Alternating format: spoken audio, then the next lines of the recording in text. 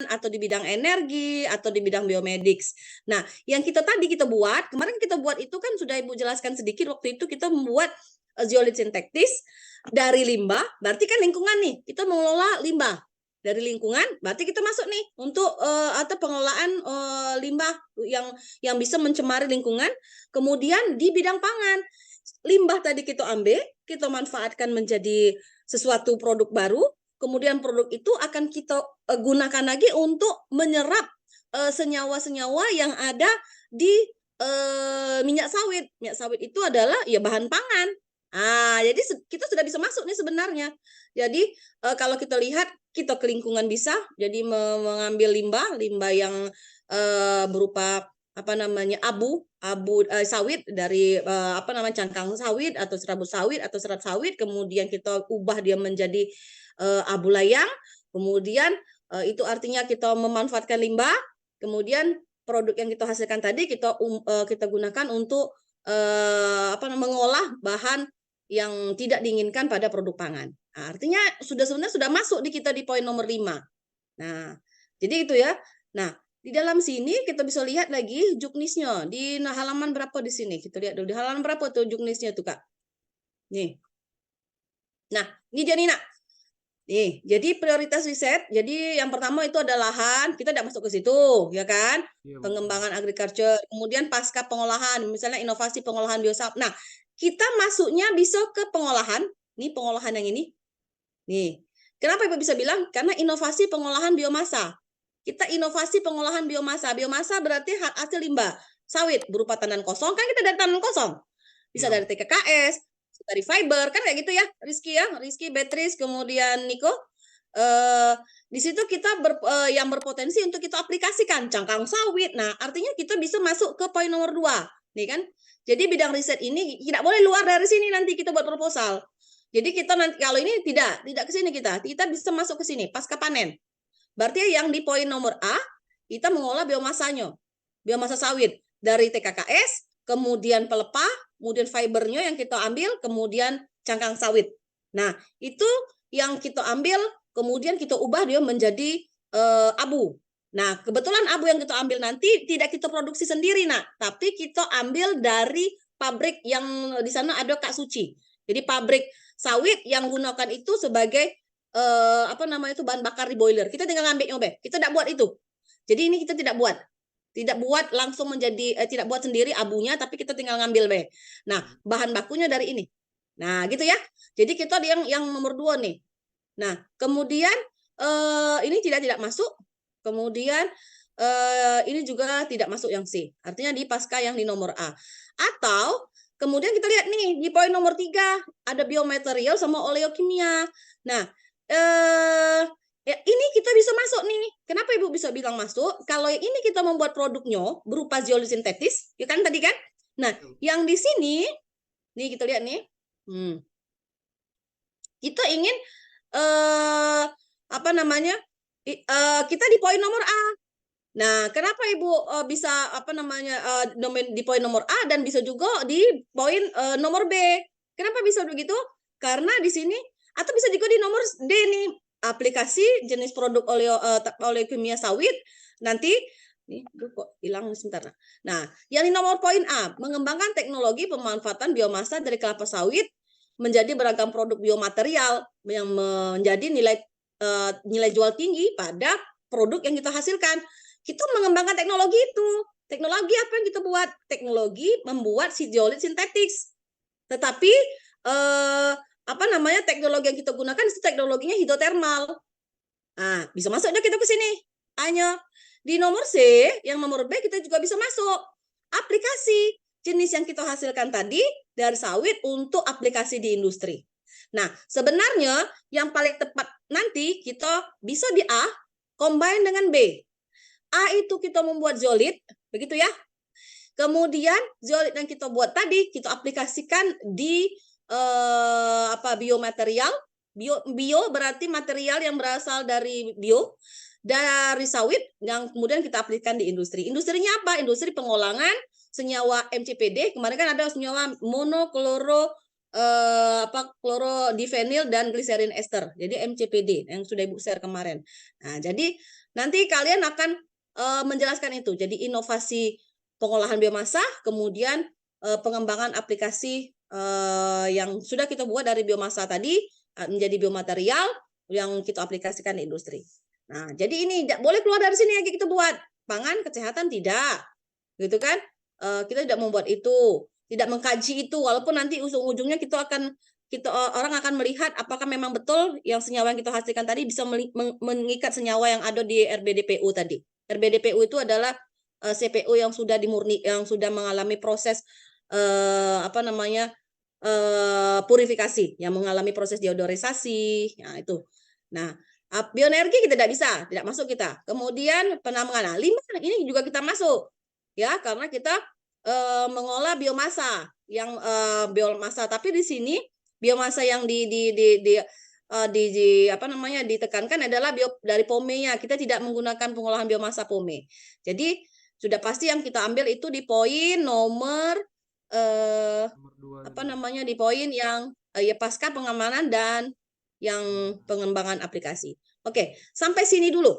Ada nak ingin yang kamu tanyakan sama Ibu? Jadi sudah paham belum apa yang nak kita gunakan nih? Karena proposal harus buat nak. Ada yang ingin ditanyakan? Jesse atau Rizky yang akan kita buat dulu. Kita buat dulu di sini ya. Bentar, itu Ibu jadikan dulu ini, Ibu stop share, Ibu buat ke kolom ini ya. Sampai Ibu buat ini whiteboard, ada yang ingin kita ini? Kita itu tanyakan, kalian tanyakan nak? Kalau Niko mungkin belum ada, Bu. Untuk teman-teman yang lain, apakah ada Coba teman-teman? teman-teman yang lain? Teman-teman yang lain nak? Jadi kita artinya gini. Ini Ibu tulis di sini. Paham belum ya yang mau dikerjakan nih? Jadi yang pertama itu POVA, ya kan? POVA itu palm oil fuel S.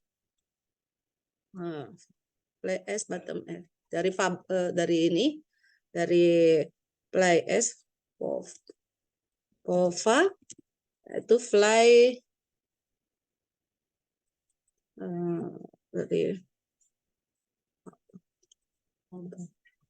fly S bottom S, fly S bottom S.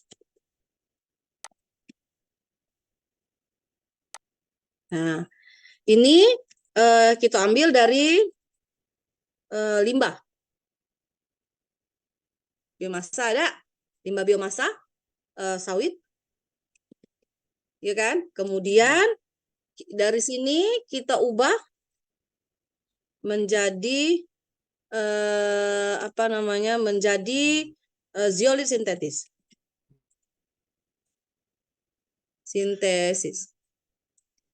Nah, kemudian zeolit sintesis yang kita buat tadi, jadi ini sudah dapat nih. Jadi ini ada zeolit sintesis. Itu nanti ini harusnya ini akan kalian karakterisasi, ya kan? Kalian karakterisasi nanti kemudian diaplikasikan untuk menyerap MCPD dan GE glyceryl ester di RBDPO. Jadi ini.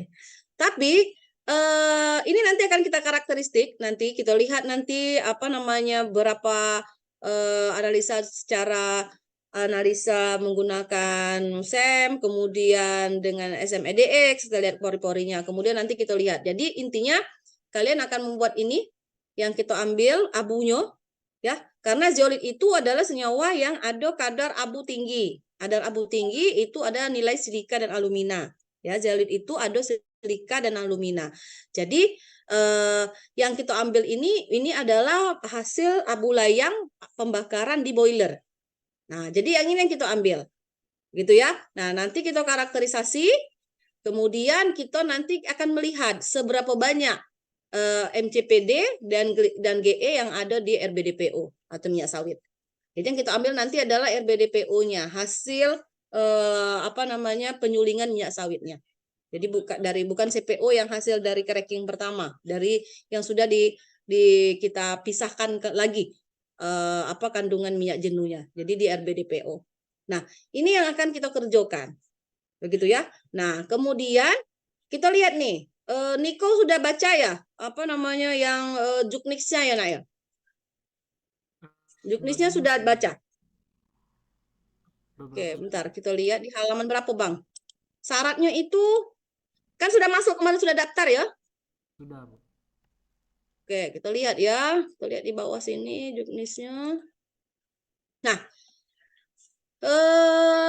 seleksi dilakukan 2 tahap. Tahap pertama seleksi administratif dan tahap kedua seleksi substantif. Jadi ada 30 proposal terbaik diberikan untuk maksimum 20 juta dana itu dan 2 tahap. Melengkapi proposal, juara 1 oke, juknisnya syaratnya status aktif. Kalian aktif semua kan? Iya, Bu, benar, Bu. Aktif, mungkin aktif. Kemudian di sini dan tidak terancam DO dan dibuktikan dengan surat keterangan A. Berarti kalian harus menyiapkan ini, surat keterangan aktif.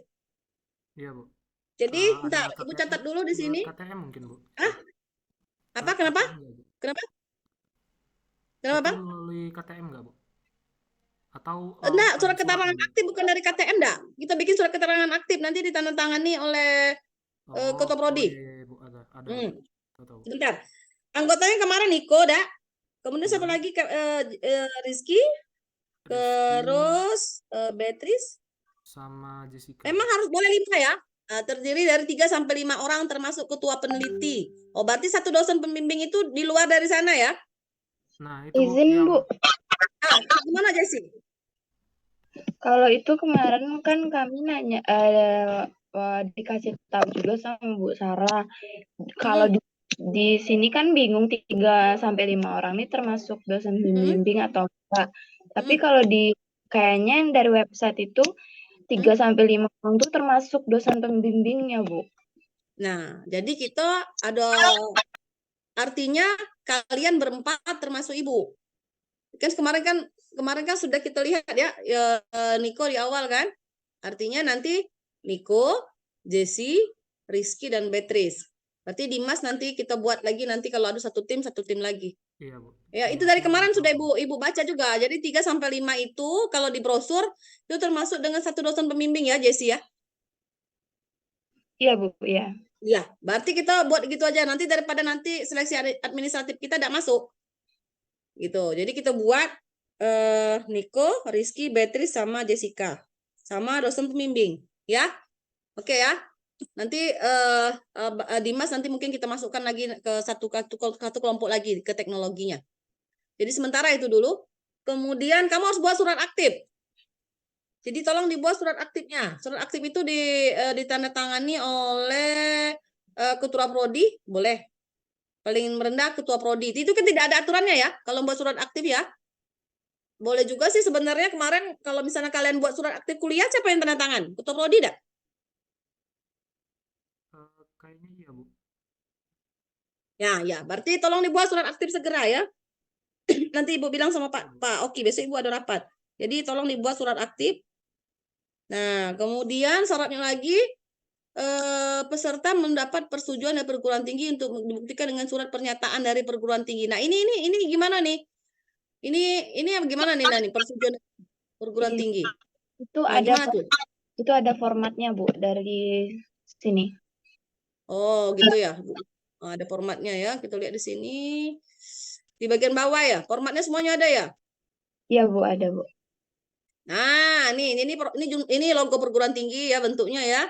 Judul riset. Jadi judul riset nanti akan Ibu kasih bidang riset. Bidang riset itu di sini di atas ada ya bidang risetnya ya. Kita tentukan yang tadi ya. Iya, Bu. Betul. Yang tadi bidang riset yang tadi. Kemudian nama ketuanya nanti Niko, kemudian Jessy, Beatrice sama Rizky. Terus formatnya seperti ini ditulis. Nah, ini pengesahan. Ya, paling tidak kita harus menyelesaikan yang ini dulu karena nanti takutnya lambat dapatnya. Jadi judul riset nanti akan Ibu bikin. Bidang riset seperti yang tadi ya. Lagi Ibu ini tinggal kamu ketik ulang. Kemudian ini nama Niko, ini anggota tim, estimasi biayanya maksimal 50 juta ya. Kita buat maksimal. Maksimal kan 50 ya. Berarti kalian buat nanti 50 juta. Jadi nanti masukkan semua analisa. Jadi analisa untuk zeolitnya, kemudian penerapan aplikasinya. Begitu. Nanti kita masukkan semua. Ini. Kemudian jangka waktu di situ berapa bulan? Ada jangka waktu enggak di sana? Jangka waktunya ada disebut? Kayaknya enggak ada, Bu. Enggak ada ya? Sudah ada, Bu. Berapa bulan di sana? Nih. Ini 31 Agustus. Kemudian kayaknya enggak ada ya. Kayak kita ambil 8 bulan aja. Biasanya kalau itu 8 bulan dia. Atau 1 tahun ya. Kita bikin 8 bulan aja ya. Karena biasanya penelitian kayak gitu tuh 8 bulan. 8 bulan. Di sini enggak ada. Ibu juga baca enggak ada ya. Ada baca enggak di sini? Sepertinya nggak ada, Bu. Enggak ada ya.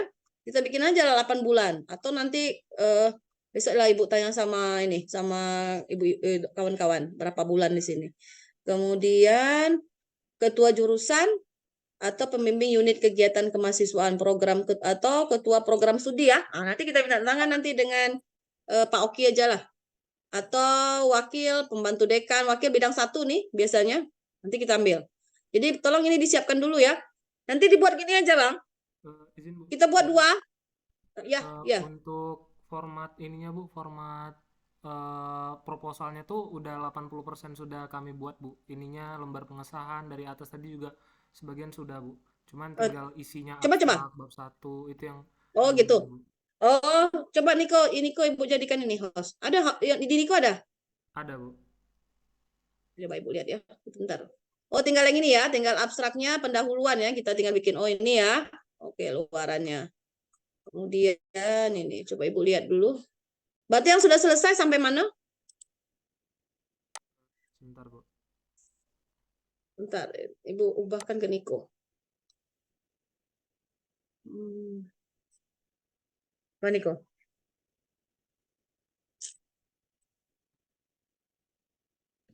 Bu, izin nanya juga, Bu. Iya. Itu berarti penelitiannya tuh kita yang lakuin ya, Bu, metodenya? Iya, kita yang melakukannya. Oh, Kita yang gitu. melakukannya. Kita melakukan, kita yang meneliti, Kak. Oke, ini apa nih yang pertama ya?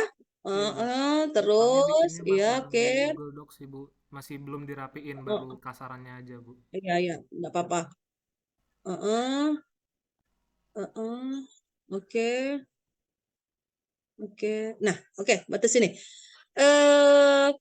Oke, berarti tinggal isi ini ya. Nah, sekarang tugas kalian lagi artinya berbagi nanti buat lembar pengesahan, tinggal buat tanda tangan gitu ya. Ini tadi, ntar kita share screen lagi. Ini Bu balik lagi. Niko bisa keluar Niko, biar Ibu bisa keluar ini. Oke, bentar, Bu. Ini Niko langsung keluar aja atau bisa dijadikan host gitu, Bu? Bisa jadi host, bisa, Ibu jadikan bisa. lagi host. Bisa. Oke, nah, ini. Oke ya, berarti tinggal kita membuat ini. Nah, bagian ini sudah tolong diminta di ini ya, tinggal dicari di tanda tangannya nak ya. Di sini kamu bisa nulis di sini, wakil dekan 1 boleh, atau ketua program studi Pak Oki juga boleh. Ya, nanti kamu bikin di sini. Dua. Yo, bikin 2, jangan ketua jurusan, ribet ketua jurusan kita tuh. Jadi bikin wakil dekan 1, Pak Bambang, kemudian Pak Oki 1. Nanti besok Ibu bilang sama Pak Oki. Nah, ini waktunya 8 bulan. Dia main bulan. Berarti kita bikin 8 bulan. Biasanya 8 bulan. Terus, nah sekarang kalian berbagi ya. Nah, untuk ini, abstrak, abstrak harus kalian buat dulu. Jadi intinya gini, kamu buat zeolit sintetis dari abu layang kelapa sawit ya, yang berasal dari boiler tadi, coba dibuat, kemudian itu akan kamu karakterisasi dan digunakan untuk menyerap senyawa yang ada di RBDPO. Nah, nanti data Ibu buat, Ibu share lagi materi-materinya. Kemudian kamu coba buat abstrak. Kemudian kita buat lagi pendahuluan. Nah, pendahuluannya ini coba kalian buat, nanti Ibu cek sama-sama. Jadi Ibu kasih contoh proposal riset Ibu. Yang ini ya, Ibu share nanti ke grup proposal disertasi Ibu yang pembuatan tentang ini. Jadi kalian bisa itu tapi dikembangkan lagi. Nah, studi pustaka lewatin saja, metode nanti akan Ibu buat. Coba kamu buat bagian pendahuluannya. Jadi diceritakan dari kenapa kalian buat itu, ya kan? Keurgensian penelitian, kemudian target penelitiannya, luarannya berarti nanti seperti yang di atas tadi, luarannya berupa produk, kemudian manfaatnya. Nanti Ibu akan share di sini. Semua data akan Ibu share. Kalian cuma buat abstrak sama pendahuluan. Metodenya nanti akan Ibu buat. Jadi metode sama luaran Ibu yang akan buat. Nah, Ibu minta kalian buat yang ini. Abstrak sama pendahuluannya. Kalau memang abstrak itu nanti tunggu dari hasil itu dari hasil metodenya, kalian buat dulu pendahuluan ya. Jadi pendahuluan tolong dikerjakan dengan studi pustaka. Kalau studi pustaka kan literatur ya. Jadi tolong dibuat literaturnya. Nanti yang bagian metode riset, kemudian luaran, kemudian nanti abstrak akan Ibu bantu. Nah, paham belum? Paham belum, Nak? Ibu akan share di sini. Bentar ya, Ibu buka dulu disertasi Ibu. Jadi contohnya kayak gini. Ini kayak gini. Mana dia?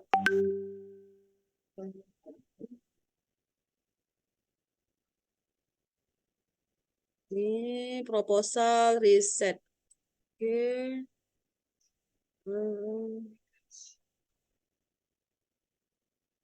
Bentar, Bu buka ini ya. Contoh punya Ibu. Ibu akan share ke kamu, Gena. Nah, nampak loh. Nah, ini latar belakang. Nampak ya, Jesse, Beatrice, Rizky. Nih, jadi Ibu bikin di sini kelapa sawit merupakan komoditas strategis pembangunan nasional bla bla bla bla. Kemudian meningkatnya permintaan makanan CPO. Kemudian kalau membuat proposal kita harus mengambil data fix. Kenapa CPO itu kita ceritakan CPO itu meningkat dari tahun ke tahun. Kita ambil data. Begitu kan? Ini latar belakang. Kan tadi kan ada latar belakang. Urgensinya kita melakukan penelitian itu untuk apa sih? CPO makin banyak. Sedangkan CPO itu adalah produk yang memang tidak pernah berhenti. Karena itu adalah selalu dikonsumsi oleh seluruh masyarakat di dunia. Nah, jadi kita ceritakan itu. Nah, kita ambil datanya. Nah, kemudian nanti mengerucut. Jadi Ibu cerita di sini pengolahan kelapa sawit menjadi CPO, dan minyak kernel. Ini kan ada teorinya ya. Kita masukkan sedikit. Kemudian kita masukkan jurnal juga nanti di sini. Nah, proses pemisahan air kita ceritakan. Kemudian pada tahapan deodorisasi itulah terjadi yang namanya ada proses deodorisasi yang suhu tinggi. Di situ menghasilkan senyawa yang yang berbahaya. Kemudian pada saat proses akhir dari minyak sawit maka dihasilkan yang namanya RBDPO. RBDPO itu yang nanti akan kamu aplikasikan dengan menggunakan senyawa yang telah kita buat, senyawa zeolisintesis itu. Nah, ini senyawanya ini. Jadi nanti rentetannya seperti ini, Nak, mulai dari pertama. Kemudian kalian ceritakan nanti pada saat proses deodorisasi untuk mendapatkan RBDPO tadi, kita menghasilkan senyawa samping yang disebut sebagai 3-monokloropropanodiol ester dan glisidol ester. Senyawa samping ini yang sebenarnya akan timbul selalu kalau ada proses pemanasan untuk menghasilkan senyawa RBDPO. Nah, ini pasti ada muncul. Nah, senyawa inilah yang akan berbahaya pada bahan pangan, senyawa duoiko ini, monokloropropanodiol ester dan gliserol ester. Ini senyawa turunan ester nih, Nak, senyawa ini. Nah, kemudian cerita lagi nih, senyawa tersebut dapat menurunkan kualitas minyak sawit, bahkan memiliki efek negatif untuk kesehatan manusia. Nah, senyawa ini akan selalu timbul pada proses deodorisasi. Karena proses deiorisasi itu akan selalu menggunakan suhu tinggi. Kenapa ya suhunya tinggi? Karena dia ingin memisahkan senyawa-senyawa setelah melalui proses bleaching. Bleaching itu kan jadi proses untuk memurnikan minyak sawit itu kan ada 4. Jadi yang disebut degumming. Degumming itu nanti menggunakan senyawa kimia untuk penggumpalan, denetralisasi, pemucatan atau bleaching, ada deodorisasi, baru fraksinasi. Nah, jadi ini tidak akan bisa dihindari dengan suhu segini. Nah, pasti ada senyawa ini yang muncul. Begitu. Nah, kita cerita lagi nih nanti. Senyawa ini apa sih berbahayanya? Bla bla bla bla sampai ke bawah gitu. Kita ceritakan semuanya. Oh, ini penilmuan Ibu nih. Ibu lihat di jurnal menurut si Hearn Sirik bahwa MCPD itu ada selalu dalam pangan, bahkan ada di susu bayi kata dia bilang itu kan. Nah, ini jurnal yang sudah Ibu dapatkan semua nih. Nah, sehingga nanti yang akan kita gunakan itu adalah ini Ibu menceritakan MCPD karena Ibu concernnya ke MCPD. Nah, kemudian nanti baru Ibu menceritakan ini nih. Jadi ternyata banyak penelitian yang sudah menghilangkan senyawa tersebut. Salah satunya yang dilakukan dengan menggunakan oleh si Sahin dan kawan-kawan tahun 2001. Dia di era teknologi ramah lingkungan, pemanfaatan limbah padat biomasa diteliti kemampuannya untuk menyerap senyawa kontaminan yang berbahaya. Si Sahin itu dia menggunakan MOF namanya. Itu Ibu ada juga jurnalnya. MOF itu adalah Metal Organic Frameworks. Dan tanah liat yang digunakannya. Kita tidak gunakan itu, Nak. Itu nanti. Ini Ibu disertasi Ibu arahnya mencampur si zeolit tadi dengan tanah liat. Tanah liat itu kan kadar silika sama aluminanya juga tinggi. Dan dia bisa membuat jadi dia lebih kokoh si zeolitnya. Kita tidak sampai ke situ. Kita cuma melihat zeolitnya dulu. Nah, kemudian penelitian tadi dengan menggunakan MOF plus sikle, ternyata dia menghilangkan 27% MCPD, 58% GE. Kan? Masih sedikit dia. Nah, zeolit yang dia cuma menggunakan MOF, tidak menggunakan zeolit dari faba tadi. Nah, kemudian barulah ini Ibu bercerita zeolit. Zeolit itu adalah suatu jenis adsorben yang memiliki kemampuan untuk menyerap senyawa kontaminan. Kita ceritakan nih, zeolit itu adalah mineral aluminosilikat. Artinya senyawa yang di dalamnya terdapat senyawa Si dan alumina yang tinggi. Kadar alumina dan silika yang tinggi itu dihasilkan dari abu. Abu akan memiliki silika dan alumina, bukan karbon. Kalau karbon, dia tidak ada silika dan alumina. Nah, jadi Ibu bercerita lagi di sini, zeolit itu kerangkanya seperti ini. Nah, ini akan kita lihat nanti. Ini zeolit secara umum. Zeolit secara umum itu kerangkanya bentuknya tetrahidra silikon dan aluminium. AlO4. Nah, yang akan kita buat nanti, kita buat ini menjadi zeolit sintetis. Zeolit sintetis artinya nanti akan kita buat dari abu layang tadi, kemudian akan kita lihat bagaimana bentuknya. Nah, gitu. Kemudian nanti zeolit sintetis ini dari POFA, di sini palm oil fuel S, kemudian atau juga yang berasal dari limbah padat, maka di sini akan kita buat nih nanti. Kemudian kita buat silikanya dengan metode hidrotermal nanti. Nah, ini latar belakangnya. Begitu nanti cara kalian membuat. Kenapa yo urgensinya? Nah, ini akan Ibu share nanti.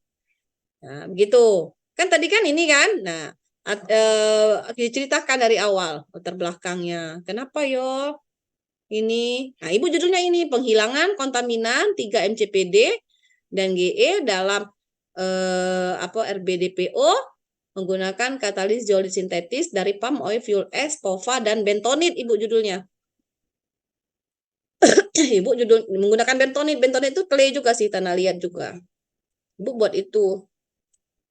Nah, ini RBDPO-nya. Nah, ini akan kamu buat nanti karena terus nanti apalagi yang ada di sini, kita balik lagi nih.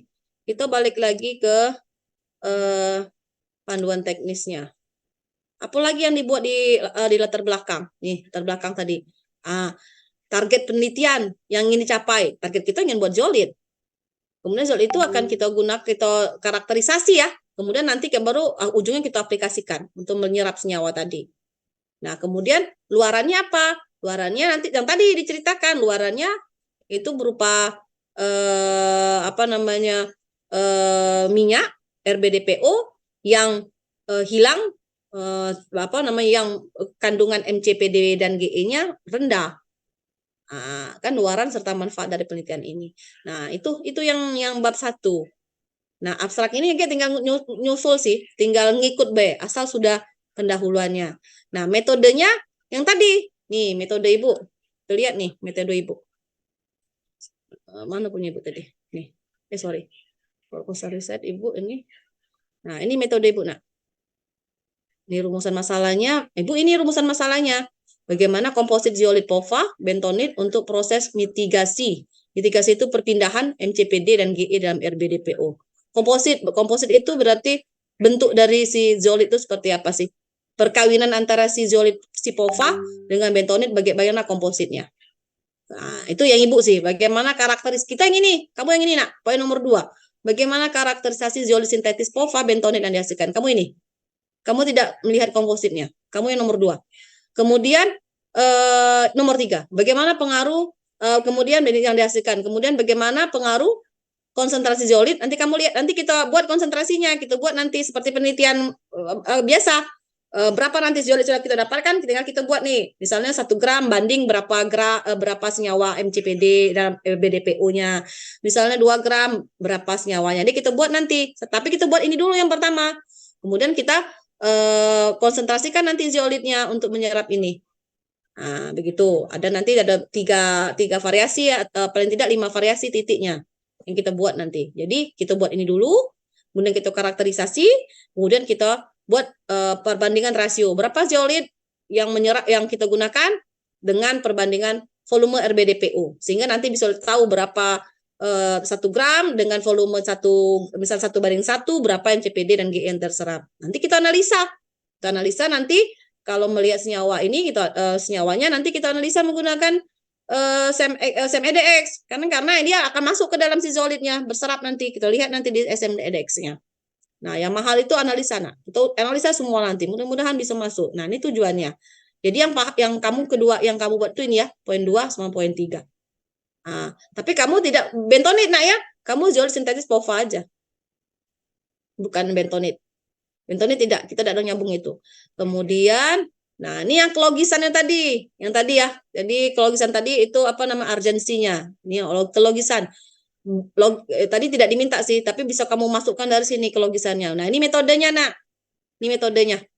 Jadi objek penelitian itu adalah limbah padat kelapa sawit yang abu hasil pembakaran di industri yang dikenal dengan nama POVA. POVA palm oil fuel S. Kalau faba itu adalah bottom S, tapi khusus di batu bara. Kalau sawit lebih khusus lagi namanya POVA. Kemudian itu tahapannya penelitian itu berupa pertama adsorbent pretreatment. Ini hampir sama nih nanti. Kita membuat zeolit sintetis POVA yang digunakan sebagai absorben. Kemudian POVA akan dikarakterisasi zeolit yang dihasilkan. Kemudian dengan menggunakan apa nanti BET, melihat porinya, kemudian XRD, kemudian dengan menggunakan SEM. Setelah itu baru absorpsi 3 MCPD dan absorpsi si GE dalam RBDPO. Kemudian analisa menggunakan GCMS. Nah, GCMS nanti kita melihat nih nanti senyawanya tuh lihat GCMS. Kemudian kamu batas ini aja. Kamu cuman melihat absorpsinya batas nomor 3, tidak usah menggunakan GCMS. Gitu. Nah, ini yang punya Ibu. Nah, sampai sini ada yang ingin ditanyakan? Alur untuk membuat latar belakang penelitian. Niko, gimana? Belum sih, Bu. Masih cukup paham, Bu. Sejauh mata memandang. Ya, minggu depan kan sudah mulai Agustus, berarti Kalau kita lihat tanggal 31 Agustus itu, bisa tidak kamu membuat proposalnya 2 minggu? Baterai, bentar aku lagi nge-zoom. 2 minggu paling lama. Jadi sekitar tanggal pertengahan Agustus, tanggal 18 itu sudah ada, atau lebih cepat lebih bagus untuk yang bab satunya, bab latar belakangnya plus studi pustaka. Kira-kira kamu bisa target berapa nak? Karena nanti di minggu ketiga kita ingin kalian Ibu pengen kalian tuh paham apa yang digawikan. Terus kita revisi proposal. Karena takutnya nanti kalau terakhir upload itu agak susah. Gitu. Jadi target Ibu sebelum 17 Agustus atau paling bagus itu sudah selesai proposalnya di latar belakang ya. Latar belakang. Nanti yang sama bab 2 yang tinjauan pustaka. Tinjauan pustaka juga bukan sembarangan buat tuh. Ada aturannya.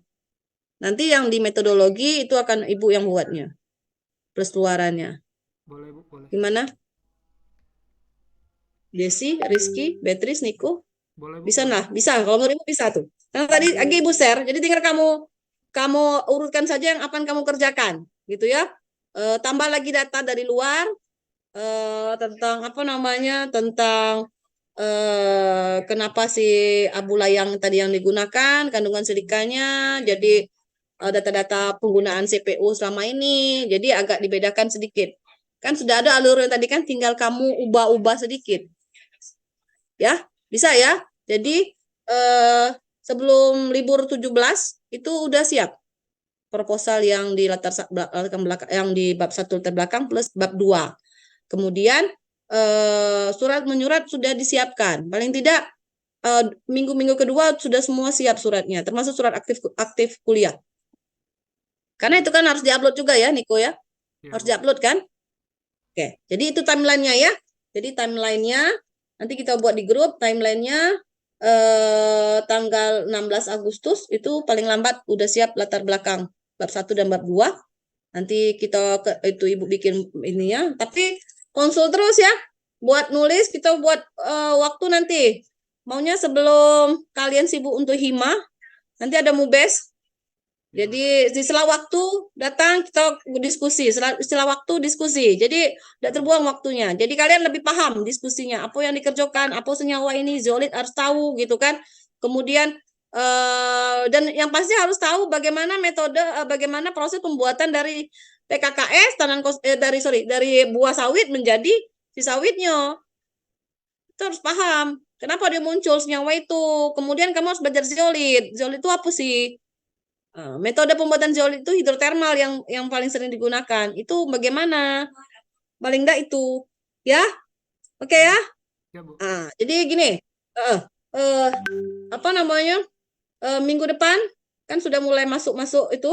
Nanti Ibu bikin di grup. Ibu mau nanya satu-satu deh. Nanti besok. Jadi seperti ujian. Ibu mau nanya. Jadi Ibu buat di jadwalnya nanti si Rizky hari ini. Ibu nanyanya bagian ini. Niko ini. Ibu nanya bagian ini. Beatrice ini. Nanti karena pada saat nanti presentasi, kalian nanti kan akan bersamaan semuanya presentasi. Ya, syukur-syukur nanti tidak bisa saling membantu. Jadi Ibu bagi ini KG. Ibu buat jadwal. Ini Mr. Rizky hari ini Ibu tanya tentang ini. Besok ini si Beatrice tentang ini. Ya, mulai minggu depan ya. Ya Bu. Kita buat seperti itu ya. Oke, sip. Jadi ada yang ingin ditanyakan sebelum nanti Ibu share di grup? Rizky, kita coba dulu. Yang namanya mencoba itu jangan takut tidak masuk. Gitu ya. Kita coba dulu pengalaman menulis gitu kan. Kalau tidak mencoba, kalau syukur-syukur kita bisa tersaring walaupun tidak masuk, kan itu artinya pengalaman kan, gitu kan? Ya enggak ya? Enggak apa-apa. Oke ya? Jadi Ibu bikin nih nanti timelinenya, Ibu tentukan, kemudian Ibu share semuanya. Ada yang ingin ditanyakan enggak lagi? Cukup? Ini cukup Bu. Oke. Ya, besok kami ada rapat. Kalau mau ketemu sama Ibu langsung, Ibu ada rapat di Pondok Meja sama Pak Oki. Ya Bu. Ibu, kami rapat jam 9.30. Baik Bu. Ya, oke ya. Ya, Pokoknya kita coba dulu. Oke ya, makasih sebelumnya ya, Jesse, Rizky. Mudah-mudahan ini nanti bisa jadi penelitian kalian.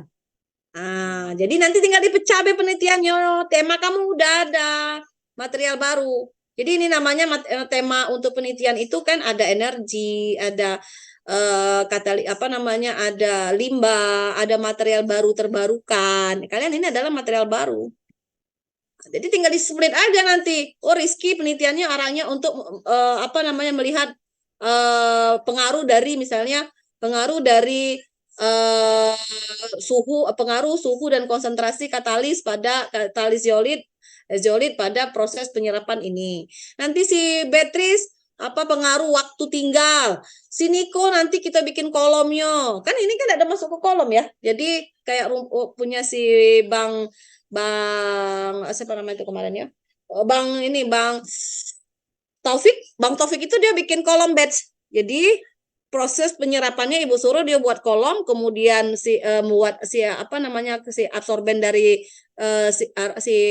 kulit durian dibuat oleh si kawan si Taufik tuh si Bang Rehan, dia buat itu, si Taufik bikin kolomnya. Itu bisa jadi nanti si Rizky bikin si zeolitnya, gitu kan? Niko desain kolomnya. Jadi udah bisa kamu untuk arah ke penelitian kalian nih. Apalagi sekarang ini ada sekarang kan konversi. Kalau lolos penelitian tingkat nasional kan ikut penelitian lagi, Bang. Sudah konversi langsung dia. Kan kayak gitu. Sudah banyak kemudahan kalian, tidak harus ikut penelitian lagi kalau sudah lolos pendanaan tingkat nasional. Ya kan? Ya, kita bercita-cita boleh, Pak. Kalau tidak tuh ya buat dewek penelitian, sudah tahu arah kalian penelitiannya, tidak susah lagi. Oke ya? Iya, Bu. Oke. Kita akhiri dulu diskusi malam ini, akan Ibu share nanti di grup bersamaan dengan proposal yang sudah Ibu buat tadi. Tinggal kamu kembangkan lagi, kamu ambil yang memang punya kamu gitu kan. Terus nanti Ibu bagi timelinenya. Mungkin itu saja dulu ya, Niko, Jesse, Rizky, dan Beatrice. Kita akhiri ya. Assalamualaikum, selamat malam. Selamat malam, Bu. Terima kasih, Bu. Terima kasih, Bu. Yuk.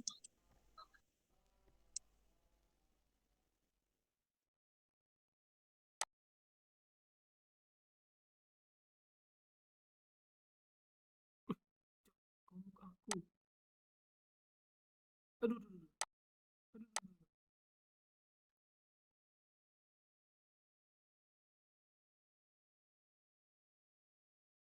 Aduh, aduh.